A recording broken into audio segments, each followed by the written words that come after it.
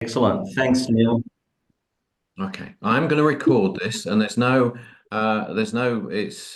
for training purposes, and it's if you say rude things, and if we find anything funny to put on the internet, we'll do all those above. So it's not that at all. It's the purpose is if you think any of it's useful and you'd like to review it later on, I will upload it to YouTube. So that's it. And if you don't say anything funny, that's fine as well. All right.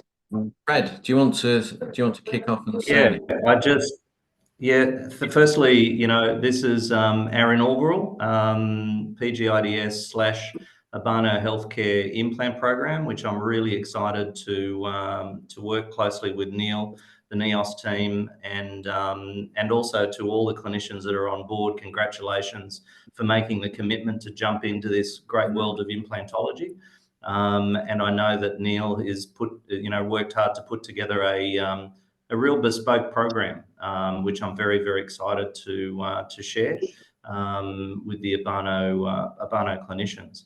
So again, I just also want to say a big thank you to Neil and the team for really helping us realise this vision of clinical education and growing the capability of the clinicians within the network. Because as we all know, clinical education is something that is extremely important relative to the delivery of clinical best practice. So again, really excited to have you all, and congratulations for committing to this. I'm not going to introduce Neil. The reason being is because he needs no introduction. He's an incredible wealth of knowledge that I'm really glad that we have on board to be able to share that knowledge with you here as well. So I think the next person that I'll pass on to will be, who have I got here? How about you, Sejanya?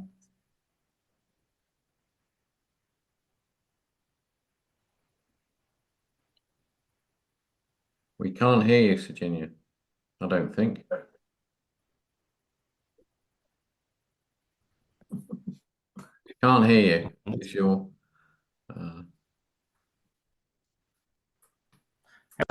How about I just? Sejania's trying to get her things organised. Let's go with Doug. Brief introduction, Doug. Who you are? Hello, everybody. Dr. Doug, been a fellow Canadian working in Australia. I did my schooling in the Gold Coast there. Just want to make sure everybody can hear me. Yes. Yep, no problem. Yep. Okay, perfect. Yeah. Family of 4 kids.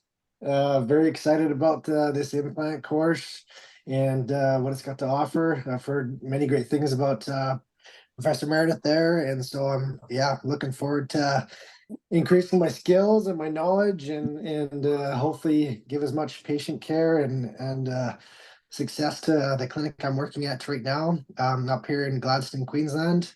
It's part of the 1-300 Smiles groups. So glad to be here. Nice to meet everybody. Nice to meet you too. Yep. Jacob, do you want to move on? Sure. I'm Jacob. I did at University of Sydney, and after COVID, we took the big move and moved to Chinchilla, actually. So it's a bit of Western Queensland, into the 1-300 Smiles group out here. It's been wonderful. I've got 3 kids. It's been really good, and it's quite effective out here. There's a few missing teeth. So there's no one doing implants in town. For 100 k's to my east, probably about 1,000 k's north and south, and about 5,000 k's to my west. So presumably that's why Fred and Angus allowed me to get onto this course. It'll be it'll be good to be able to provide a good service for the community and around the place. So.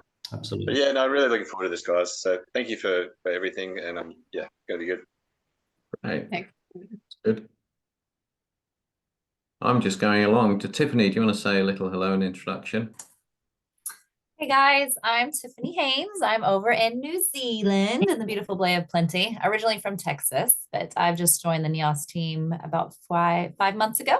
So fairly new, but have enjoyed every bit of it. And I'm excited, yeah, to learn a few things from Neil and expand my knowledge and just to have that more and more information brought over to New Zealand during this as well. So thank you.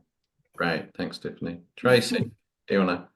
Yes, hello everyone. It's so nice to see such a big group on here. I'm really looking forward to the next few months of working with all of you. We'll get to see each other in the flesh eventually, which is exciting.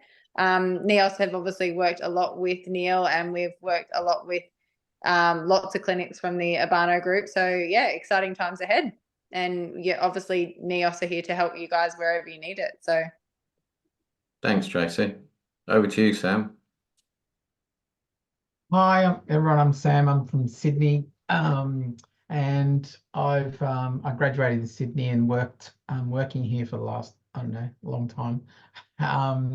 So I'm looking forward to really adding this kind of treatment solution for patients as well. I'm also working with a couple of Maven practices down the south coast of New South Wales, and like you, Jacob, there's no one doing implants in the area, or very, very limited. So they have to drive 3.5 to 5 hours each way to even get a CBCT half the time. So I've sort of felt that we can provide some kind of treatment option for them, because I'm finding that in the community, they're actually not going ahead with treatment because it's too hard logistically.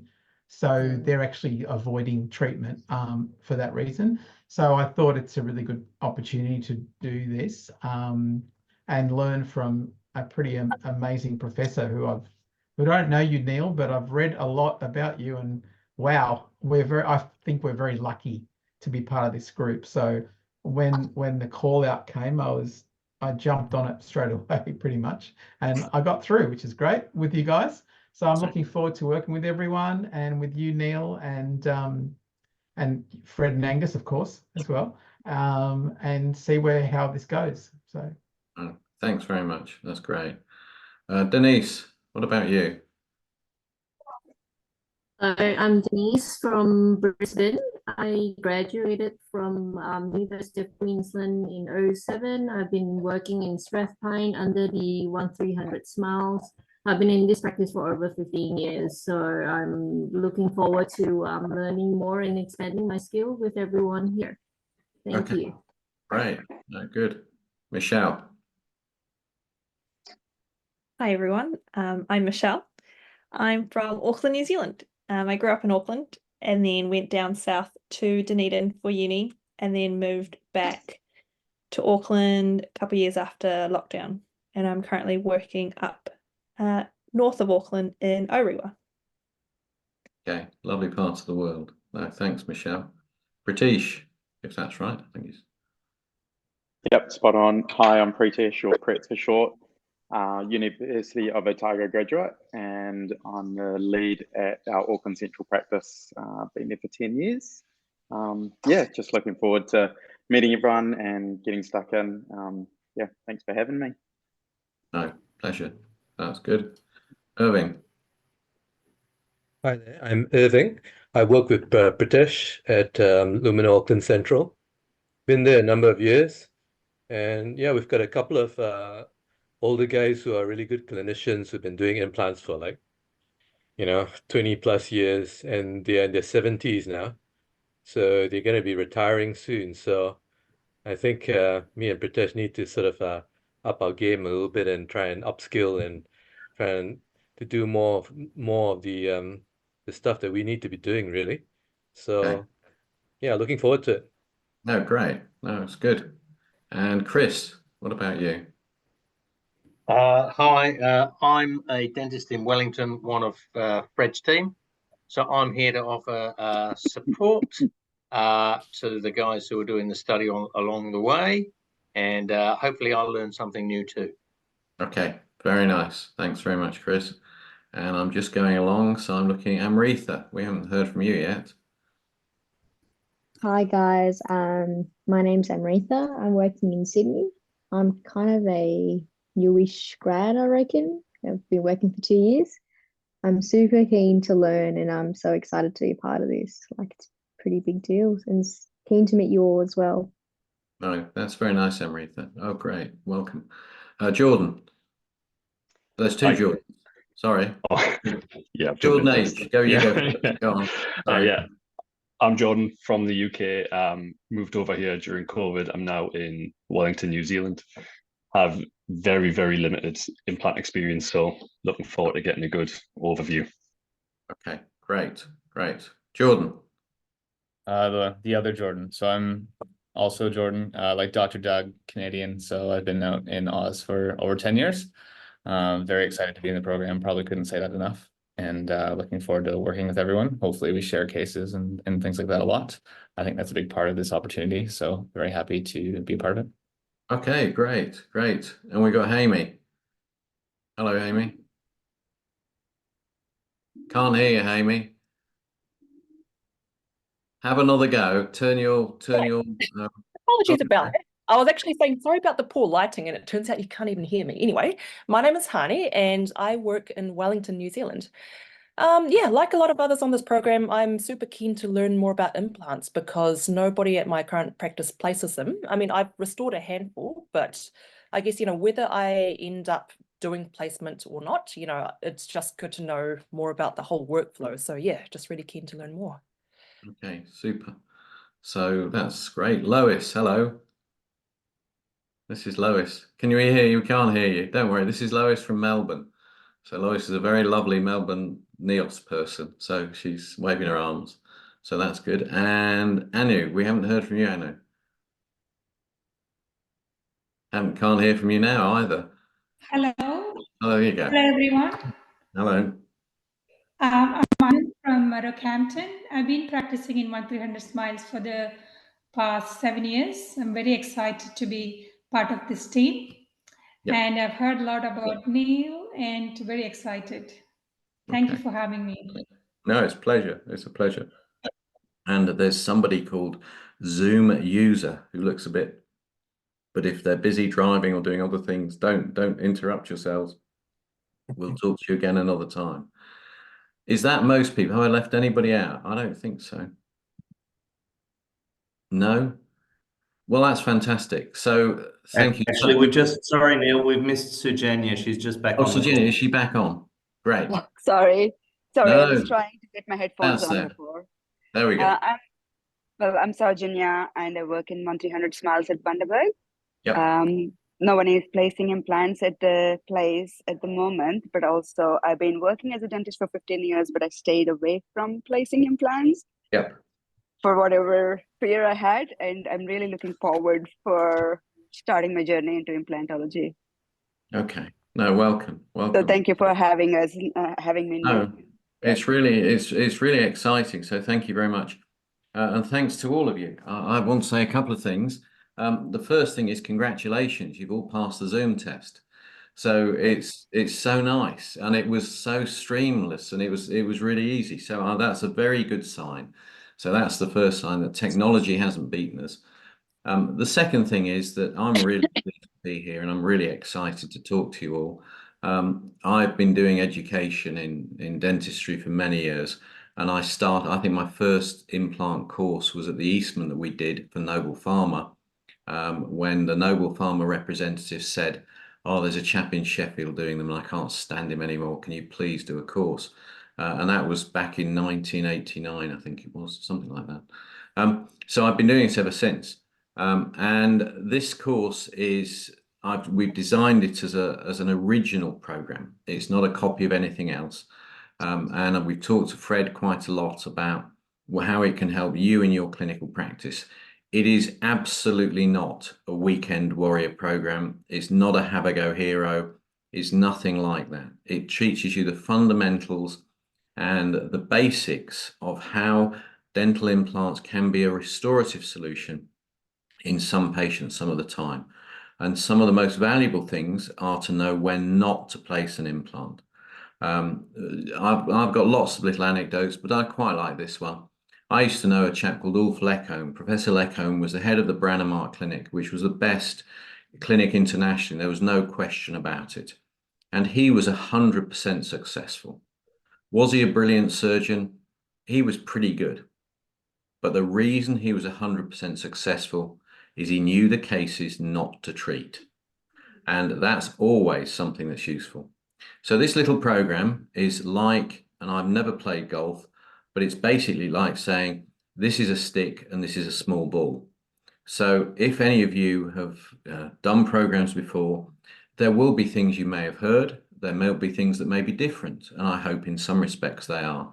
But I'm sure that there will be new and novel things. In terms of the scope and design of the program, which we're doing in collaboration with NEOS, because it's a very sensible system, and in terms of the declaration of interest, I might as well say I invented it 23 years ago. But that has nothing to do with it. It's just the system is irrelevant, and I'll explain more about that tonight and in future. Tonight's program is a lecture, and it's a presentation with an overview covering a range of areas, and it's designed to be the first step. The second step is in the 29th, when we're having a full day workshop. That workshop is designed to do for you the things that we can't do on Zoom. So there are practical exercises and classes. There's surgical exercises, there's suturing, there's implant placements, but it's more about understanding, and it's also learning little techniques. Some people have never done surgical extractions, other people do them routinely. Some people have never raised a flap, and we'll look at all those things. So it's the simple steps.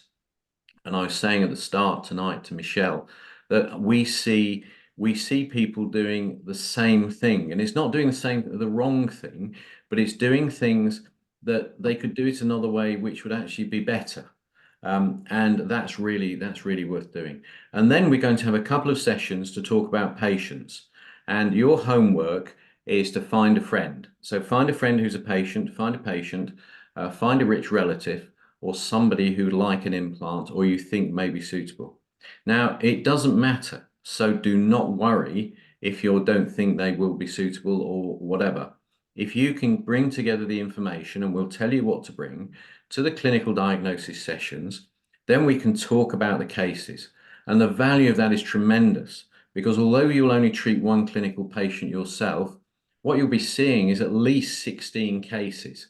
And it's the learning, it's the diagnosis and the planning of those cases and seeing how they go, which is so valuable. And that's why what we do at the Institute is related to clinical blocks. We like people to come together, the faculty and also the students and the patients, and it works very well, and it's a very original thing.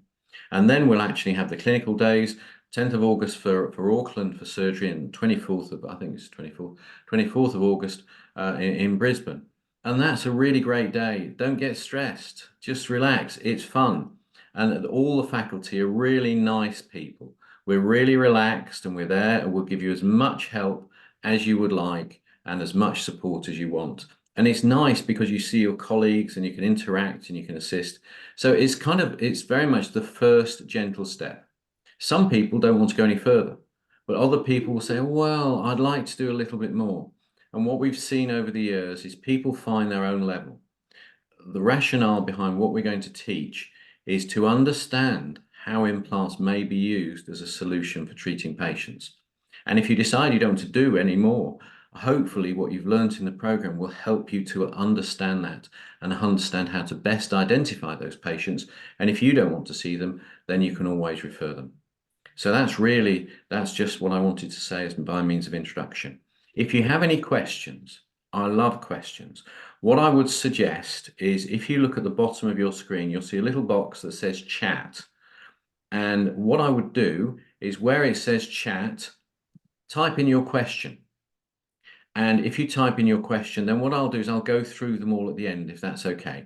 But that means you won't forget your question, and we can just continue the flow. So please enter the questions, because they'll all be recorded, and that's a really nice and useful thing. If you've got a question, somebody else has too. So that's somebody else has too. So I'm going to start with a little presentation, and I'm going to share my screen because that works, and then we're going to go here. So is everybody happy? So what I would just suggest is that if you'd like to, then turn off your cameras and your sound if you want to. That's absolutely fine. If you want to say something or you want to turn your camera on, it's entirely up to you. Feel free at any time. Can everybody see my screen? Yeah. Can anybody see? Yeah. Yep. Yeah. Good. Okay. No, that's fine. That's fine. Just so we know. Yep. So this is first principles and practice in dental implantology. Yes. Okay. There we go. And I left university back just 2 weeks pre-COVID, and I hadn't got any intentions of running educational programs, but I was persuaded by the students I taught at JCU, and also by I just want to turn off my camera. Is my camera there? Let me just stop for a second. Stop video. There we go. That's good. There we go. Okay. So I was asked by students and by faculty to consider to continue with the program. So what we did was actually set up the institute, which is a postgraduate institute of dental surgery. And just for your information, we run a program which is an accredited 1-year graduate diploma and a 6-month full arch certificate in dental implantology. We're looking at changing the structure of that a little bit to make it a little bit more modular. And our mission statement is the design, delivery, and development of postgraduate dental education of outstanding quality to support the needs and desires of the dental clinician in lifelong learning. This is our graduates and the faculty, and it is an accredited diploma, so they get all their certificates. And this is the 3 of the faculty. So we have perhaps 8 or 9 faculty in Australia, and we have 10 visiting faculty from overseas who come in and do lectures and presentations. And we're very fortunate to have some really great people from around the world. In terms of this program, we'll be supported by Ian, who's a very, very experienced teacher and a very good clinical teacher. And he's been with us for a number of years, and he's kind of my right hand guy. And we've got Luke, who's also a great clinical teacher, and he will be talking to us a little bit about software and Blue Sky Bio, but I will come on to that later on. And of course, we're ably assisted by the little team from NEOS, and it's very kind. They're offering their facilities for the Brisbane team to be able to do the practical session on the 29th. So we thank you very much for that. So this is not how to do implants. This is not about, what size you should, well, it is a little bit, but it's not about selling kits or doing anything like that at all. And tonight's presentation is really about clinical care and about a history and the evolution of modern dental implantology. So it's a jungle out there, so we're not going to even get into the jungle. And if you want to know some different designs of implants, you can go to Bunnings and you can see some. And we're not going to talk about that. We're not going to talk about different thread diameters and shapes and surfaces tonight. I'm going to stay away from that. And the same with instrumentation. We will cover this more in the practical and hands-on session where it's entirely appropriate, and it's a little bit more relevant when you can hold it and see it with your own hands. What we are going to talk about is diagnosis, is restorative case planning, implant planning, location, staging, placement of restorative techniques, and maintenance. And you may notice I say restorative case planning above implant planning. And that is very, very important. So one of the first things when we're thinking about an edentulous space or when we're thinking about a compromised tooth, what we need to look at is how to plan and how to diagnose. Now, if you look at this little model, which I made many, many years ago, this is pretty good. So we can see here, this is an implant. The threaded part is the implant, and there is a connection, which is the abutment, and cemented on top of it is a crown. That implant is pretty good because it's surrounded completely and entirely by bone. The implant and the screw axis is in the long axis of the crown of the tooth. So the screw isn't pointing out of the front of the tooth. Now, I just want you to have a little look and see what little change we have to make to completely get that wrong. So if we look at that, we've just tipped the implant back a tiny bit, and that's a disaster. And it's such a small amount. So these are the considerations and things that you need to think about very carefully. Implants are not just about metal screws. They're about the teeth first, the prosthetic crown down approach. And we'll go into that in some detail. And we can see what a horrific outcome that is and what an unsatisfactory solution. And unfortunately, we see too many of these type of cases, and it should not happen. There are solutions, and by good planning, and it's not complicated planning, it's just thinking about things and having the right tools to be able to visualize and understand where and how you would like to place the crown of the tooth, its relationship to the opposing and adjacent dentition, and how it will fit and connect to the implant. Diagnosis, I don't intend to go through. You've got to take your histories and all the rest of it. I'm just going to pick one or two relevant things, and you may notice that Einstein had a very furry tongue, so that's something to be aware of. But think about those, of course, the routine medical histories and drugs, interactions, all the things that you would normally take as a history for any prospective dental implant or dental patient. But in terms of specific things, there are discussions around bisphosphonates, there are discussions around bone healing. And in cases like this, if you have bisphosphonates, if you have a patient with bisphosphonates, that does not preclude treatment with dental implants.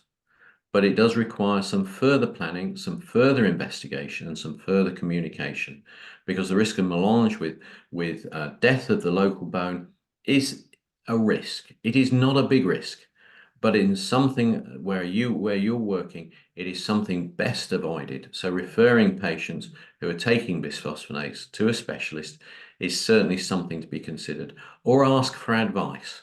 You can always find somebody, you should be able to find somebody who can help you with some advice. So, risk factors, of course, are local factors: quality, quantity of bone, pathology, infection, allergies, uncontrolled diabetes, and smoking, amongst a few. This is not a comprehensive list, so don't forget that. Smoking does have a factor, and your decision and the way you approach your patients in relation to smoking is your choice. I have a number of friends and colleagues in the States who are very experienced periodontists, and they will not treat patients who smoke. They simply won't. What I do is I will talk to patients and I advise them how the smoking may impact on the outcome and the success of their prospective dental implant treatment. It may reduce the level of success, and I make them aware of this. If I think it is a serious risk, then I will say that. But I also say that it's very often it's the perfect time for them to thinking about starting a smoking cessation protocol. There is some evidence from Germany that the amount of smoking has a cumulative factor. So if people are smoking more than 10 or 15 cigarettes a day, that is worse than 1 or 2. So that is something to bear in mind as well. The effects are, there's obviously the systemic effects, but there's local effects with vasoconstriction, with the narrowing of blood vessels and impaired local healing. And explaining this to patients, they understand this, they can get this. So a reasoned argument is often a very successful one. Although there's the odd disappointing patient who you can see smoking in the car park before they're coming in, and they're smoking as soon as they get to the car park on the way out.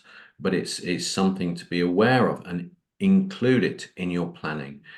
You need to be very careful of it. Clinical examinations, we all do these, and I put them down for the sake of it's a standard practice. Extraoral examination, asymmetries, lymphadenopathy, TMJ, intraoral soft tissues, OH, standing impaired pathology. So look at the patient and look at them as a whole, and not just, is this an implant case, as I'm sure you always do.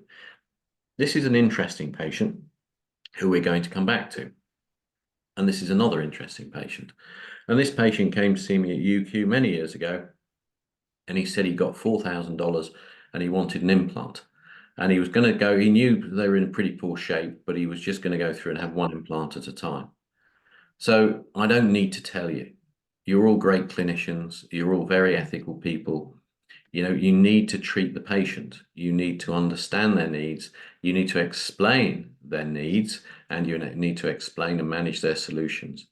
And it's tricky. It can be very tricky working out effective solutions that are sometimes have to be very economic as well. But the important thing is to get a patient healthy and fit first, and aesthetically and function acceptably as they can be within the limits and scopes of what is available and what they need. There are other factors, and don't forget occlusion. We won't talk very much in this program about occlusion, but I'm happy we can have discussions, we have lectures, we have seminars, we have courses on occlusion. It is my belief that a patient like this, you will not cure a bruxing by doing a full mouth reconstruction. Bruxing and parafunction very often are related to higher centers, and there are factors which may be conscious or subconscious which relate to this parafunction. The key is to manage it, plan it, and control it in such a way that it is not damaging or deleterious to the future dentition. What I do believe we can all do with thought and care is to plan to eliminate any occlusal anomalies or factors which may impact and aggravate these issues. And very often a simple but well-designed occlusal splint can be a very effective diagnostic aid in these cases. And you notice I haven't said the word implant yet. We're also seeing more and more cases with fractured teeth. These happen to have large amalgams in, but quite often we're seeing teeth without any restorations and with fractures. And it's something we need to be very well aware of and also able to diagnose, which isn't always easy. And this is a happy chap. I mean, he's got no problems at all. His wife loves him and she looks just like he does, and he loves her. So what's the problem? So understand. This isn't dental implantology, it's not rocket science, but I talk to my patients, and quite a nice thing to say to them is to understand, if I could wave a magic wand, what would you like? And usually it's new car, and then it's new wife or husband, and then it's new wristwatch or whatever. But I say, no, about the teeth, please. And that way you really can hone in on what their concerns are, and you've taken away any discussion around cost and economy. We've done a clinical examination, and it's now very useful and very valuable to a radiographic examination. Now, this is coming from a slightly different view. I'm going to talk about diagnosis and potentially planning, but not in a way you might expect. So this is a periapical film. They're pretty useful, and people like them because they're pretty accurate using a long cone paralleling technique. But they're obviously limited in what you can see. They're limited in scope and anatomy, and it's a two-dimensional image of essentially a three-dimensional object. But it's good at showing pathology, and taken correctly, it can show marginal bone height.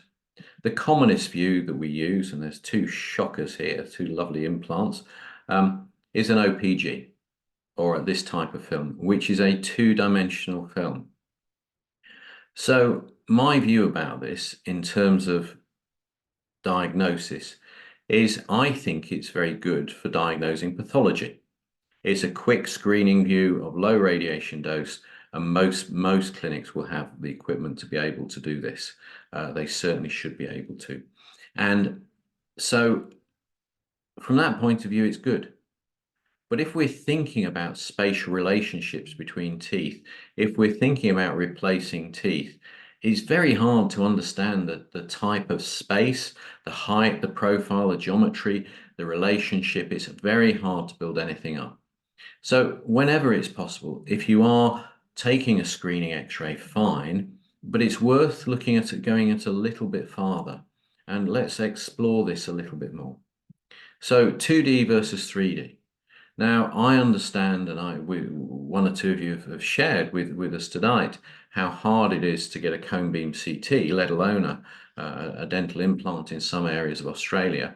It's very unfair, and it's very unrealistic. And I remember going to a lecture not that many years ago at the Eastman given by Professor Hounsfield, and he was the inventor of the CAT scan, and he gave an excellent lecture.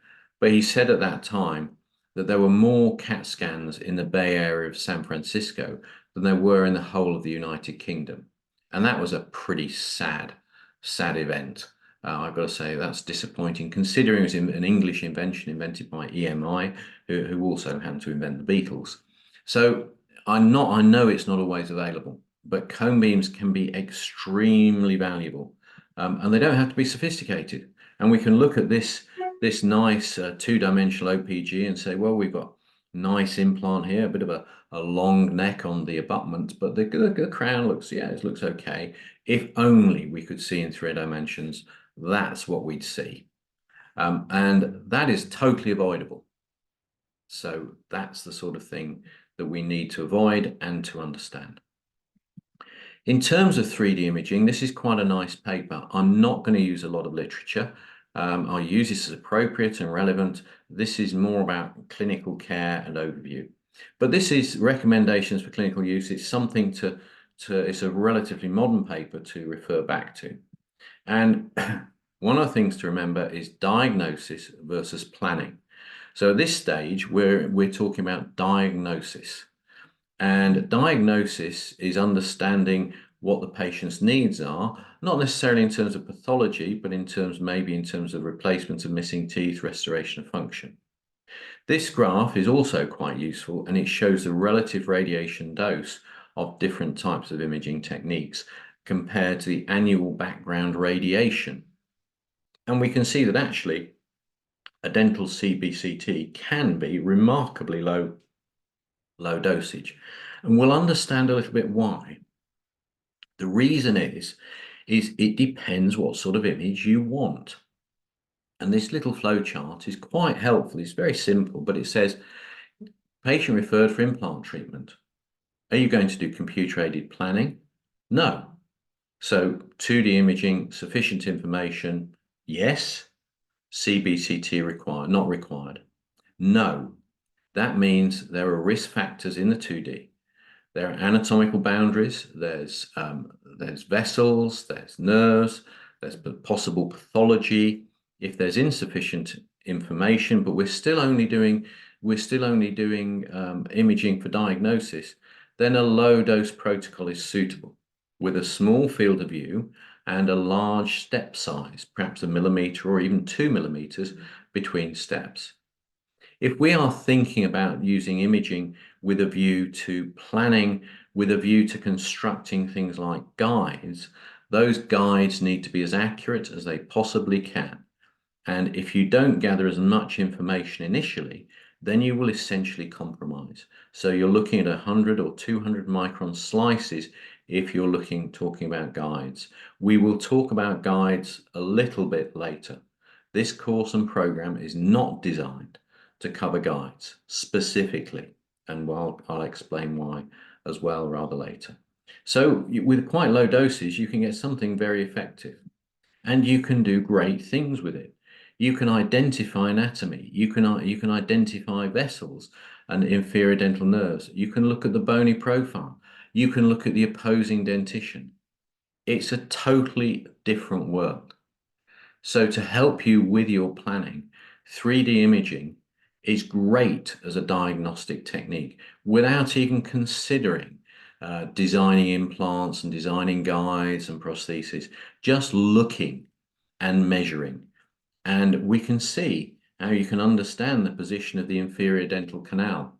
There's no hope with an OPG of getting this level of information, and also understanding the bony contour and the lingual ledge, which is so often there.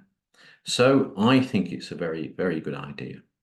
And if you get a CBCT, and if you either go to a bureau or your clinic has one of the challenges is there are so many different software packages out there, and they all work differently. So the learning curve is really pretty steep, and it's hard to communicate. The purpose of this is to be able to essentially have a 3D viewer. It's no more than that. It's to have a simple tool which enables you to take this standard file, which is an X-ray file from a cone beam called a DICOM file. Everybody can produce a DICOM file. Everybody can output it. Kodak invented it 50 years ago. It's not rocket science, and it's like a standard piece of information. But you need a viewer. You need to be able to pull it together to do things. And that's the reason that I've mentioned and I introduce Blue Sky.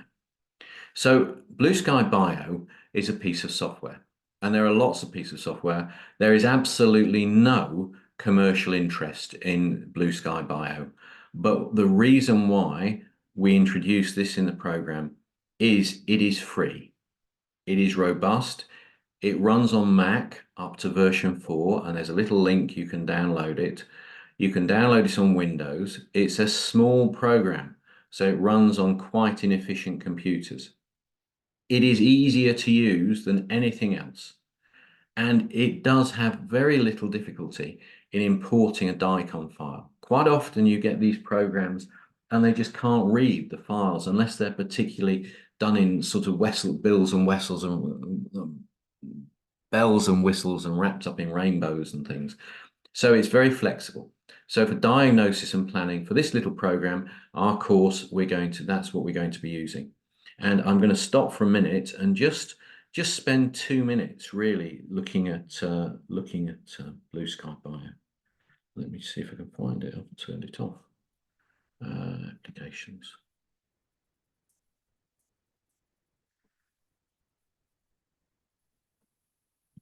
So it's called Blue Sky Plan 4. And I'm going to stop my share and start again.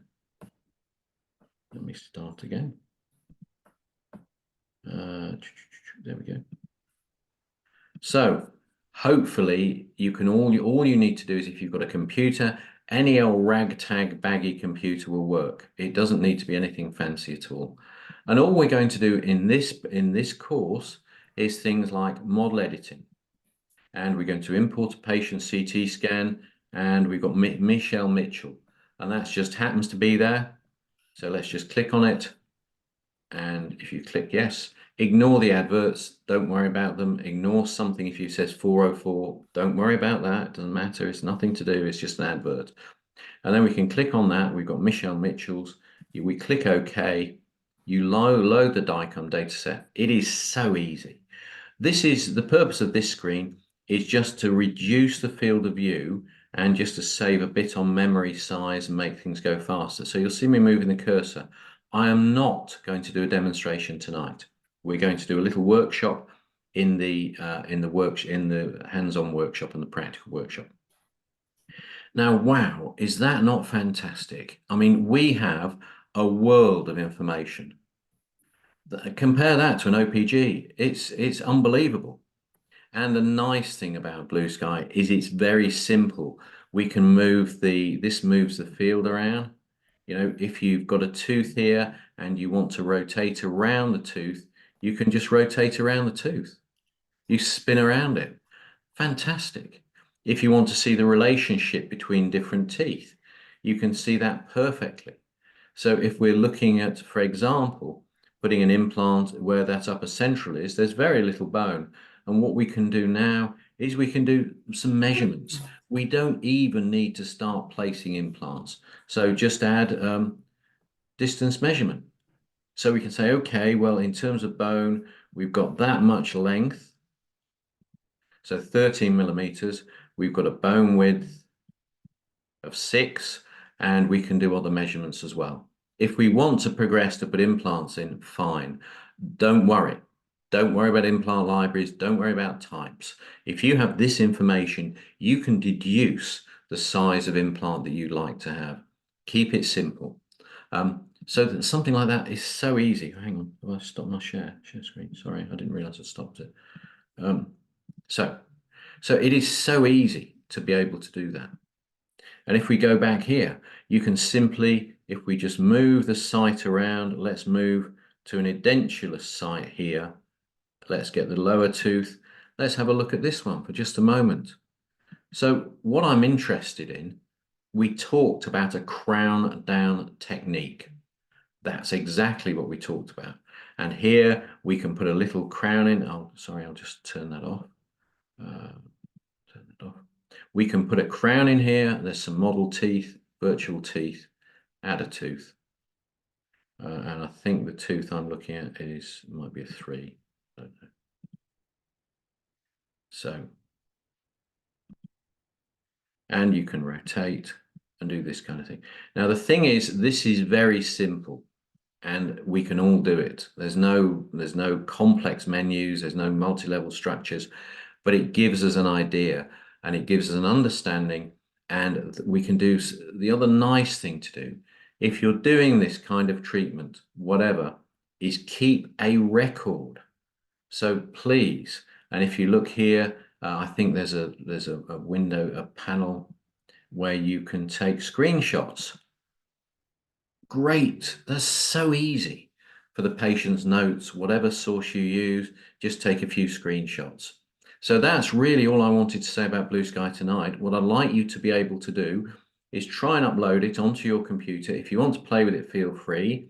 I will send you a couple of DICOM sets if you want to start playing already, and then we'll work some more at it for about an hour and a half during the workshop, so you can start to use it. Because what I would like to do is when we get to the clinical diagnosis sessions, it would be fantastic if you have this information, if you can get a CBCT, and then in real time we can, and that's what we do on the main program. And real time, people, we're talking about things and moving it around, and we say, oh no, that could be a little bit more buccal, and why have you done this, and why have you done that? Such great understanding. So that's really where I'm coming from. So I hope you don't mind. Let's just move on to, I'm going to stop sharing again for a second, and we'll move back to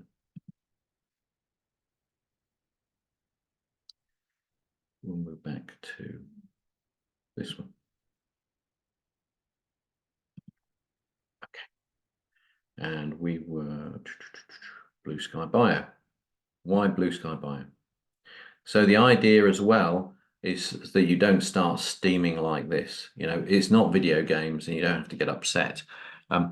The other important thing is, which comes home to roost when you're doing guided planning, very often dentists rely on technicians or other people, third parties, to do their guided planning for them. But as clinicians, we are totally responsible for what happens. So we must remember that. And if we can do this little planning ourselves, this is not really planning, it's still diagnosis. So we're not going to talk about guided placement. Guided placement can be quite popular. And there's three groups of people who tend to use implant guides. One group is less experienced people who can feel it gives them a little bit more confidence, and it's a way of managing risk. If it's planned, it's going to be exactly where it should be. Okay, the second group are maxillofacial surgeons who aren't trained prosthodontists and don't necessarily in theatre have the ability to study the occlusion and things like that. If they have a guide, it's a very helpful communication tool from the prosthodontist. And there's a third group, and the third group of people who would like to really fine-tune things and get it right.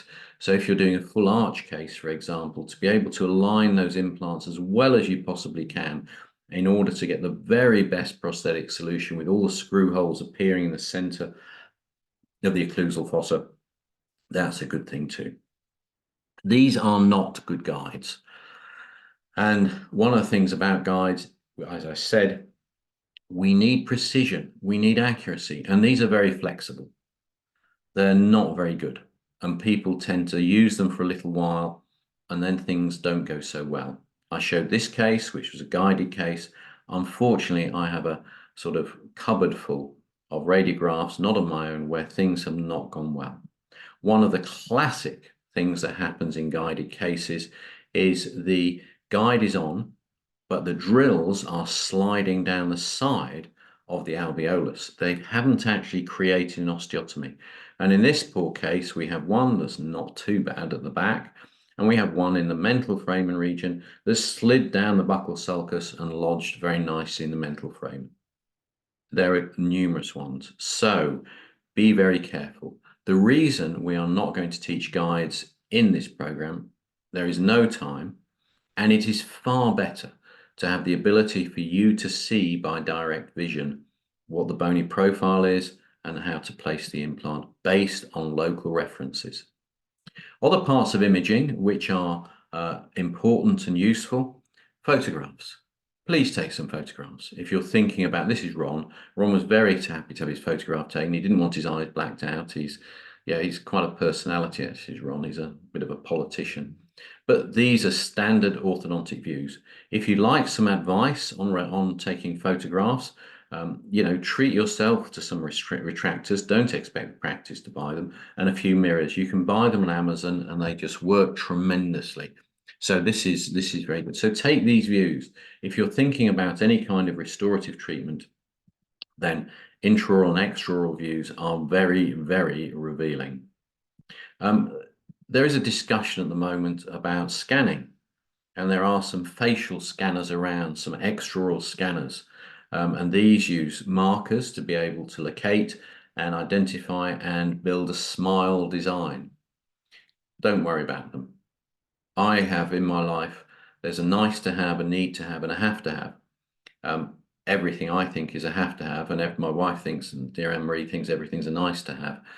So I don't get very much. Well, no, that's not true. So these at the moment are an early stage. The benefit in theory is being able to take an extraoral facial scan and merge it with your CBCT and with your intraoral scan. It can look very fancy. It can look very impressive. You don't need it. Intraoral scanners are with us to stay. I'm not going to say very much about them, but I will mention them because we will use them. So the simple question is, and this is a picture of me when I was younger, and this is the best scanner in the world from NEOS. I've got to say that because Tracy's standing on my foot. Which one? Which one do you buy? Simply, I would say, make a list of what you would like to do with it. Do you want to scan dentures? Do you want to scan crowns and bridges? Do you want to scan aligners? Make sure it works very well for that. Ideally, get a demonstration. Talk to your lab about talk to the lab about what they like and in terms of what they see as accuracy and precision, and then take it from there. But I'm not going to say, what I am going to say though about scanners is that a little bit about how they work, because this is a little tip about how to get the best out of them. The technology behind them is very sophisticated and it's different between different scanners, although quite a lot of them use what is called blue light and structured light. This is different. This is a projector. And what they do is they make a little pattern. So they take a series of photographs as you move the scanner around, but the photographs aren't pictures. They're little squares of what are called point clouds, which are three-dimensional points in space of coordinates. They then join, the software then joins these together by recognizing patterns and to form a mesh. And it's like making a patchwork quilt. So it goes over what it's seen before and it says, oh yeah, I recognize that. So your scanning technique is very important. It then joins the points to make a mesh, and then it creates what we see as an STL file, standard tessellated lithography, been around for a very long time as well. And that's what we want to achieve. So from a point of view of two tips, your scanning technique is really quite important and it varies between different scanners. So I can't give you an ideal, but what you want to get is an uninterrupted smooth scan. If you lose track of where you are and the scanner cannot recognize it, it fights frantically to join the mesh and to make the patchwork quilt, and it can make a mess. It does not give you a good mesh, and that can be a problem with accuracy and precision. It's called tracking, and that's something, and especially in a dentulous area, so be aware of that. The other tip is if you're having problems tracking and with any scanner, turn off anything that is to do with AI. So anything that says AI, anything that says mirror, anything that says shiny surface, impression, turn it off. It'll work much better without it. So we have our records. So we've got our records, we've done our diagnosis, and we can start to build up and design what we're thinking about, the possibility of implants. So what I'm coming to is planning using RI, not AI. Okay, that's planning using real intelligence, not artificial intelligence. So I'd like to pause there. We've started to see our patient. We've started to do some investigations. We've started to get an idea. And I'd like to say, okay, what's a dental implant? How can we use it? What's a little bit about it? And I think it's worth spending just a few minutes telling you a little bit about the history of dental implants, because they're not really so very old. And it's interesting, and actually it's kind of relevant because it hasn't changed very much at all. And the original principles which Brånemark developed still stand very good. So this is P.I. Brånemark. And P.I. Brånemark was a professor in Sweden, in Gothenburg, quite an autocratic gentleman and anatomist. And he was very interested in the 60s and 70s about blood flow in bone, nothing whatever to do with dental implants. And at that time, it was viewed that the integration of metallic implants was regarded as impossible. There were no scientific studies to support dental implants, and the failure rate was extremely high. So they had a very bad international reputation. And so PI didn't really know very much about this. This is an example of subperiosteal implants, blades, screws, horrible designs, which basically only stayed in because of mechanical interlocking with chronic infection and fibrosis surrounding them. So PI was interested in vital microscopy and blood flow through bone. And he made some chambers, some microscopic chambers out of stainless steel, and used to put these in anybody who prepared to consider them. And here we have a poor PhD student in Gothenburg. Fortunately, I wasn't, well, I was a PhD student in Gothenburg. I managed to run away when he sort of came at me with this. This was a bit later. And he'd look at the blood flow. And it was just by chance, which is so typical of so many fantastic scientific discoveries, that he ran out of stainless steel and changed to titanium. So here we go, that's PI on the left. It's all very exciting. And he found out, he understood that he could not remove the titanium 4 to 6 weeks after he placed it. It had fused to the surrounding bone. And that was the discovery, which was osseointegration. He understood that, and very early on started to develop dog models, and also started to treat patients in 1965. So that was a long time ago. But PI was very methodical and very careful. So he studied this and developed the technique and understood that it wasn't all about titanium. There are other parameters too, that we needed to allow implants or titanium screws to fuse to the bone without being disturbed, to have a connection called an abutment from the screw to the denture or to the bridge, and also to allow for healing and prosthetic treatment. So he developed this technique, and this was some of his early implants. Notice they were mostly 7 millimeters long. They weren't long implants, but they were still very successful. But they weren't so successful. They were 60%, 70% maybe. So he looked harder and further. And he worked with Thomas Albrechtsen, George Zarb and others to develop a protocol, a series of treatment steps to maximize the success, and communicated this to the world. And this was in 1985. And he persuaded, first of all, the Swedish authorities, and then more globally, the success of osseointegration. And that's what it is today. But that is not the end of the story, because this was Brånemark in Sweden, and he had his Department of Handicap Research in the university.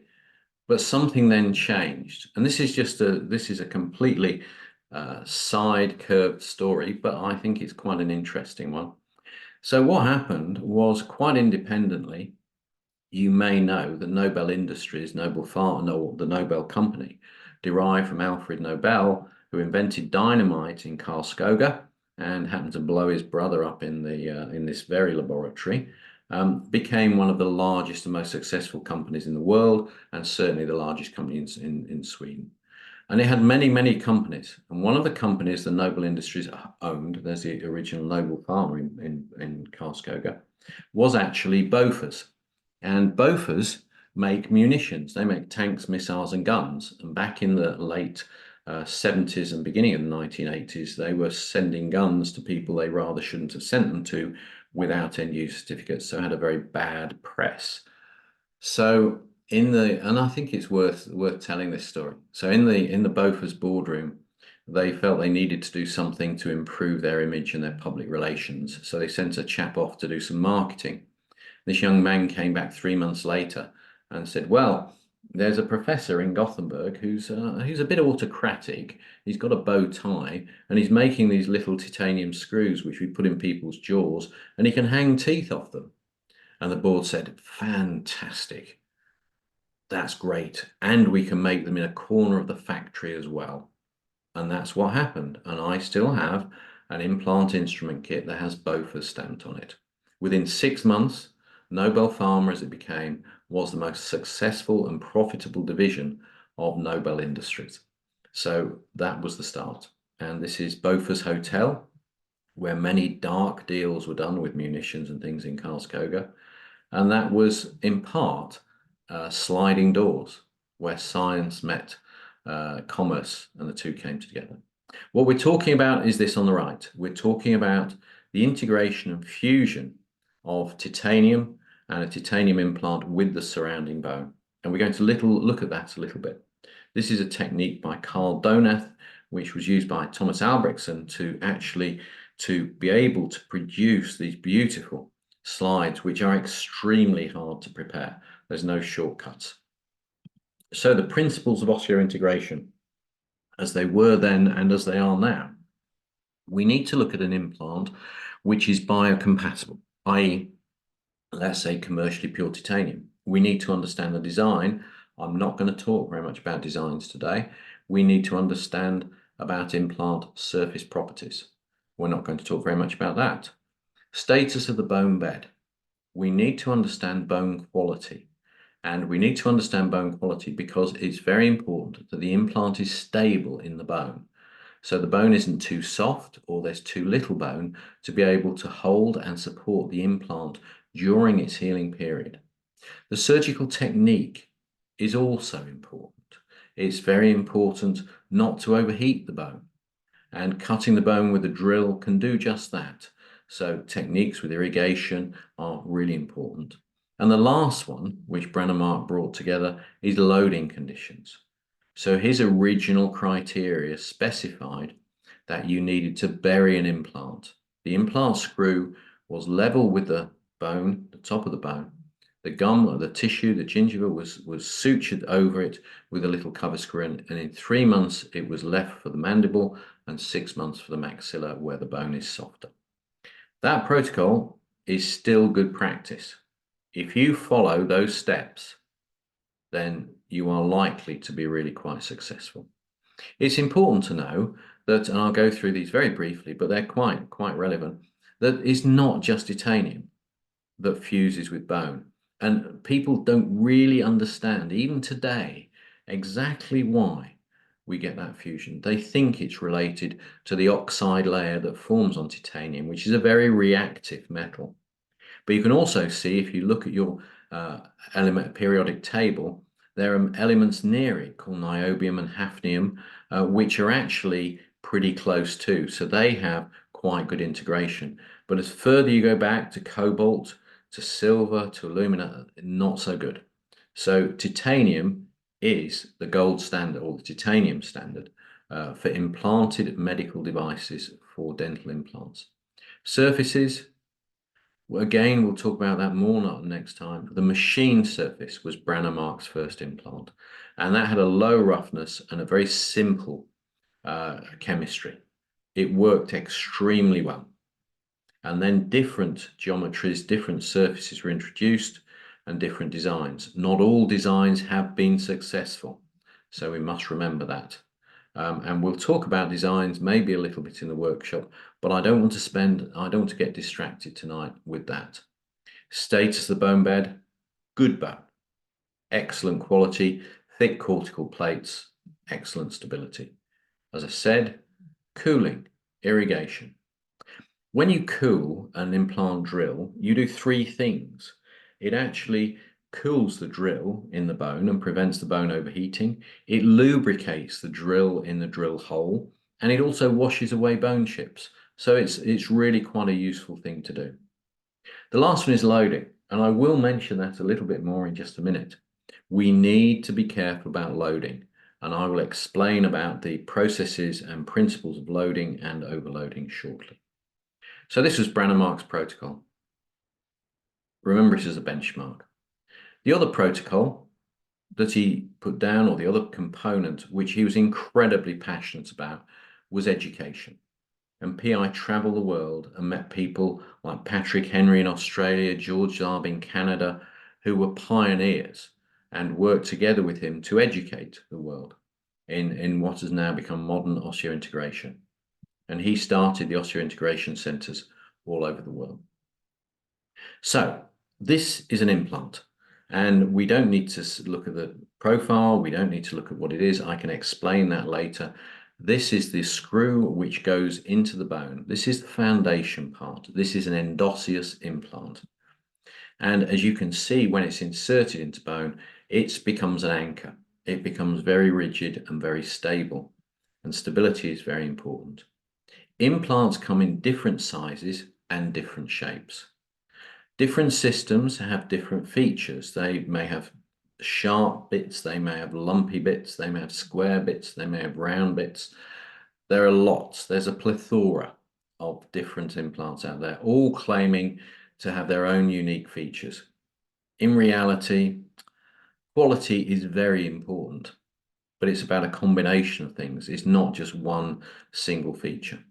And the best information on which you can base a judgment as to which implant system for you to use with your patients is the history behind it, and how long has it been in use, where is the evidence that shows its long-term success and performance. That's very important. So we talked about the metal screw. Let's talk about the connection. So the screw has to connect, it's in the bone, it has to connect with an abutment or a collar which transitions the soft tissue to provide some means of attaching a crown, a bridge, a denture, or an overdenture. And this is called the abutment connection. It is very important that this connection is extremely precise and extremely strong, and the screw in the middle. And I'm very pleased that we designed the NEOS implants some 23, 24 years, maybe 25 years ago. And the connection remains the same. And the fracture rate, the failure rate, the loosening rate is incredibly low. So I looked at a group recently in Dubai of implants, 30,000 implants, and the failure rate was the fracture rate is 0.02%. That's 2 in 10,000. That's what you should be looking for. It's not a clinical problem. And you can see the strength and design here. I'm happy to talk about technical details, but again, I'd rather sort of move over that and concentrate on the important clinical issues tonight. Very high torques, very high strength. And not all implants are created equal. So this is an example of a fractured abutment with a fractured implant abutment screw. And the work, the effort and the discomfort necessary to remove this is significant. And we did get it out nicely. I was very pleased, and we were able to build a new bridge. This wasn't my bridge, but it was I helped out with it. So you can see problems do occur. Good planning, good biomechanical design on your part, but system selection also plays a role. This is even more disastrous. So this is fracture of an implant in use and in function, not because it was overloaded, but in part because of poor design of the implant system. One of the things you won't really think about at the moment, you talk about the connection, but there are subtleties in connection, and it's good to make the connection as simple as possible as well. I'm just going to explain very quickly the different types of abutment collar that can join the implant to the overlying crown. We used to make quite a lot of cast custom abutments when gold was not so precious, and we'd make a cast abutment which fitted onto the implant through a precise adapter, precise base, and then we made a crown which cemented on top, and that's the final solution. So we can see here crown with cement lute, and we can see the implant in the bone, and we can see the abutment. Very nice. So what we see here is bone at the implant level with satisfactory. We can also see the level of the crown margin here. So this abutment is mimicking a crown prep. Simple as that. It mimics a crown prep. And in doing that, it enables you to build a normal crown, which looks highly aesthetic, highly translucent, highly successful. And also the cement gap is just into the sulcus, so you can keep it nice and clean and prevent cement problems. There, a gold abutment again. And we can see the same thing again because it's so good. Milled custom abutments. So the world has moved on. Gold became very expensive. And now we have milling machines, CAD/CAM milling machines, where software can be used to program and design these abutments in titanium, because titanium is impossibly difficult to cast. You can cast it, but it's a problem. And this is what a milled abutment looks like. And this cement screws on to the implant, and then again, the crown cements on the top. The benefit of this is that, and I'll explain more a little bit later, is that the alignment of the implant and the crown can be slightly different. So in some situations, because of where the bone is, then you could only place an implant in a certain direction, and the screw access would actually come out through the face of the crown. So a custom abutment or a milled abutment can be very useful. Prep abutments are close to the finished thing, and there's something that either can be finished at the chair side, a little bit difficult, or they can be finished by the laboratory. And we can see here a preppable abutment and the crown that's been used, which is very nice. It works very well. One of the last kind of abutments, which I think NEOS was probably one of the first, if not the first, to develop, was the tie base. So the tie base is like a plug. It's like a plug and socket. It's called an API, an application plugin. So it has the precision, that Swiss watch precision, to seat the abutment into the implant. And what we do here is we cement a crown on top. So it's very, very simple. And they work incredibly well. We can also do some clever things these days, and the screw access doesn't have to come out straight out of this tie base. It can actually come out at an angle. So we can have a screw retained bridge or crown, which is very, very accessible. And that's nice, works very well. So that's a little bit about implants and abutments. And I'd like to come back now to talk a little bit more about our diagnosis again and say when not to place an implant. It is essential with any patients you talk to, whether you provide implants or not, to give them the options, to explain what the options are and what you believe is the best outcome and solution in those specific options. So obviously, if there's a gap, we can leave a gap. If we take a tooth out, we can leave a space.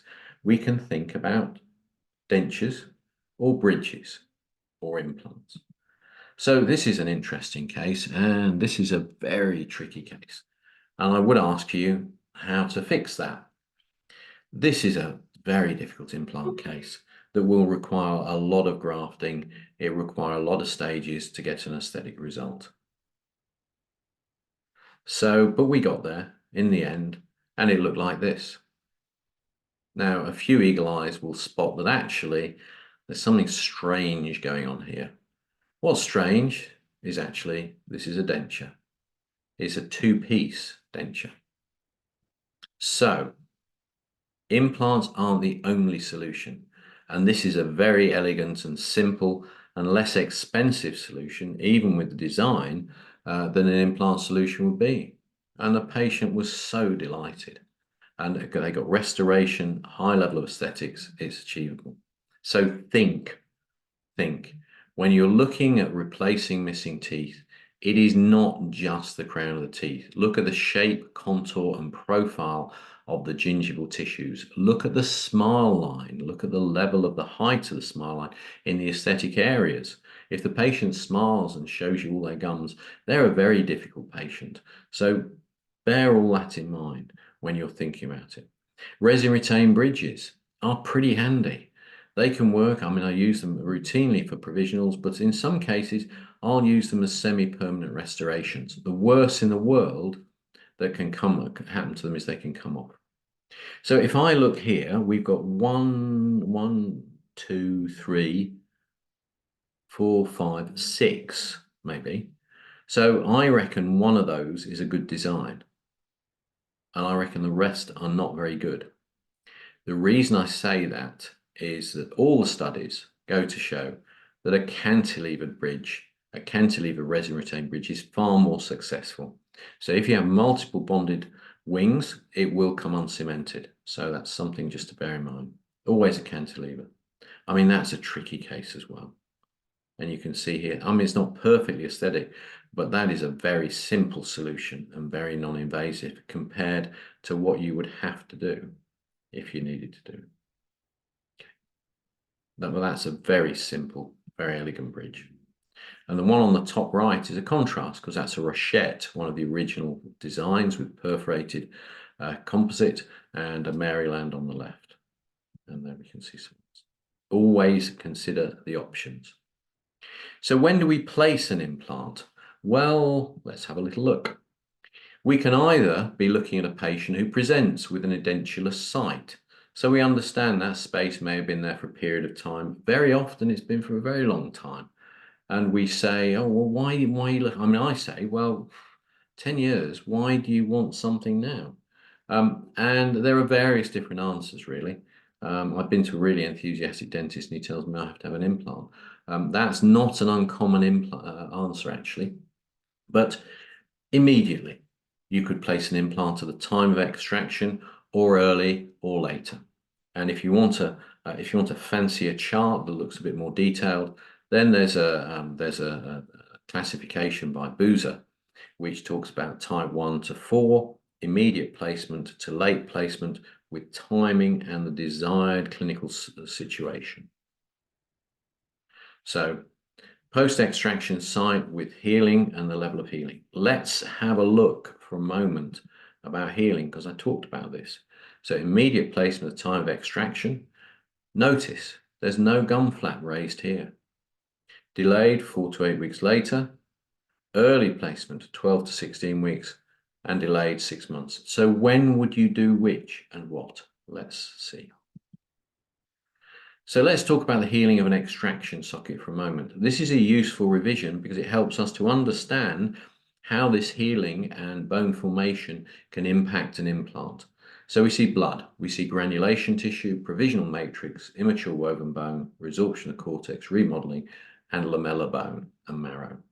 And this process we see, and this is taken from various aspects of the literature, we're seeing day 42 to 58, so about 6 weeks out, 6 to 8 weeks out, we're seeing some woven bone.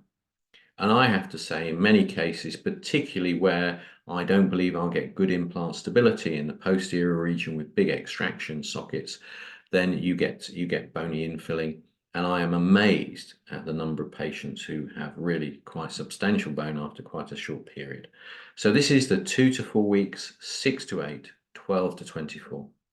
This is the provisional matrix, woven bone, and lamellar bone. So we can see quite early on, we're starting to see some woven bone, which is quite exciting. So we can either think about placing immediately or perhaps wait a 6 to 8 week period.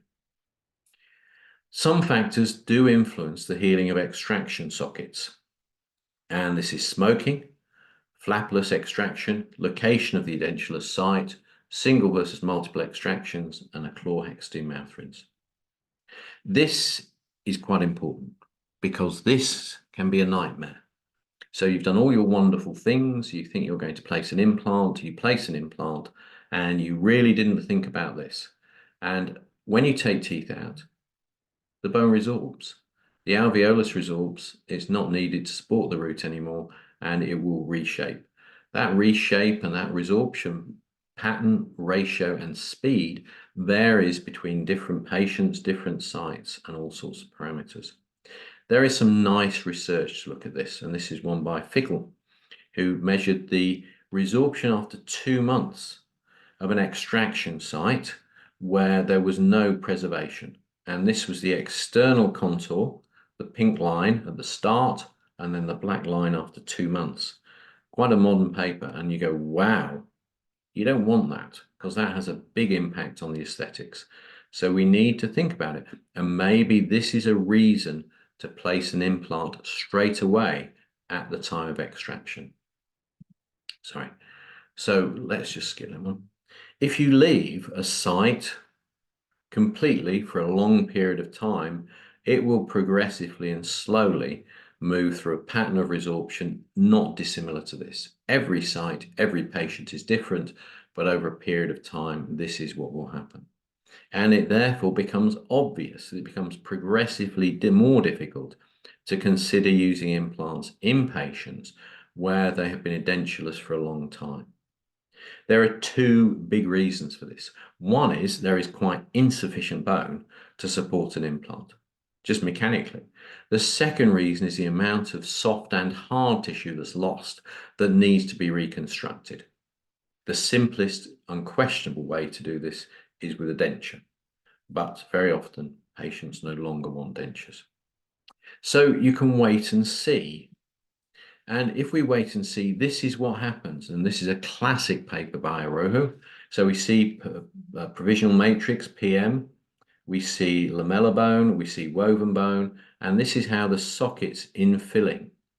But if you look here, the way to look at the B and L is buccal and lingual. B, look at the crest on the right at the top over the period of time, 2, 4, and 8 weeks. It's disappeared. That fine bony ridge is insufficient support and insufficient vascularization to maintain its height and its support. And that is quite important. So maybe by placing an implant earlier, we can help to maintain that. So let's have a little bit of a look. So placing an implant, time of extraction is one way. So the other way of doing it is to say, okay, well, we're going to take the tooth out, that will create a socket. Is there something we can do in the socket to actually prevent that resorption? This is a really long discussion, and people have had conferences alone on this topic. So, but what I'm going to say tonight is it's something you may want to consider. And we can see here at the time of implant placement, but we can also see a little bit later the resorption of that labial plate. So this brings me into graft materials. Now, I am not talking about graft materials with the intention of saying you need to graft all your implants. I'm identifying graft materials as a potential material to enable us possibly to augment a ridge or to support an extraction socket and help to prevent that resorption which I've just discussed. There are, of course, different materials: autografts, allografts, xenografts, and synthetic grafts. Most of the materials that are available today are derived from bovine material or porcine material. In the United States, there are a lot of bone banks, there are a lot of allografts, and they're starting to come into Australia. Samson are starting to deliver it, but the prices are very high. So something like BioOS is pretty much the gold standard. So even you can do this. So if you, I mean, I'm not being, but this is something which is quite a nice and quite a helpful little technique, if appropriate and if needed. So if, for example, the patient says, oh, I can't afford an implant, and you know, you can just see if you leave that socket, it's going to resorb. And in 3 or 4 years' time, it's going to be a very difficult implant solution.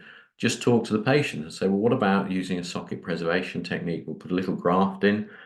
We put this membrane. This is called the ice cream cone technique, surprisingly, from Dennis Tarnow. You pop the membrane in, you fill the material with this granulated bovine bone, you close it over and let it heal. And it does work. It does support, and it continues to support that bone and that tissue over a period of time. If you use this graft material, it really does, I believe, and again, this is another discussion that can take months, I believe it takes quite a while for that BioOS and bone to mature. And so you're looking maybe 6 or 9 months. So if you place a graft material, perhaps you won't be able to place. It's not a good idea until it's had a chance to mature. And that's what it looks like. So we've talked about socket preservation. Possibly if the patient wants to defer an implant, let's look at immediate implant placement. So I'll show this slide, and I always say when I show this slide, I love post crowns because they grow up to be implants. But there we go. And here we see the patient, and here we see the post crown. So taking teeth out. So this is again something which is highly relevant to implants, but actually doesn't directly have much. It's a standalone little topic. When you are taking teeth out, please be gentle. Please use an atraumatic technique. Now, this is using a scalpel to pericise the periodontal ligament and very, very gently then just ease the tooth out. Please preserve the buccal plate if you possibly can, even in posterior molar situations. One of the changing patterns that is a positive pattern in clinical dentistry these days seems to be sectioning roots, sectioning molar roots, and also just very gently anteriorly. Some people use a very fine burr to go around the periodontal ligament. Sectioning roots is a nice thing to do because essentially those roots move in different directions. Very often the mesial root of a lower molar curves distally and the distal one curves mesially, and they just want to come out in a different way. And if you split them, if you mobilize the tooth first, that's very, very important. Make sure the tooth is a little bit mobile. You've ruptured the ligament, so it's just held in by mechanical locking. Split the root, pop it out, and preserve the bone. That is so important. So very gently take it out, and your socket should look like that. So there's very, very little trauma, and that's good. If you take a tooth out, one of the things I would always do with a socket or even with an osteotomy is to probe it. So dental implant kits come with very nice ball-ended probes. Please probe around. Find out where the limits are. Find out if there's any holes in the bone. Find out if there's any pathology. That's such an easy thing to do, and it can save so much of a problem. So probing here, what I want to do is to understand where the margin of the bone is, where that edge of the bundle bone is, because that will help me to determine the depth of my implant. And if we look at depth, then I want my implant, if it's crestal, to be just very slightly subcrestal. She's upset. Hey, please, I need you to help. Just wait.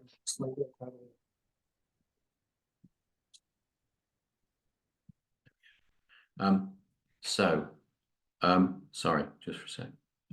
So what you need to do is to probe, and you can find out where that level is and place your implant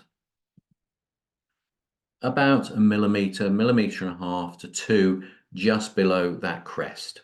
And that's a very good position. And we'll look at position in just a moment because that is something that's so important. And there we can see. When you place an implant, implants come in different diameters and sizes. But very often, if the implant is in the correct position, as it is here, so you can see it's leaning a little bit more to the distal. It's shifted bodily away from the socket wall.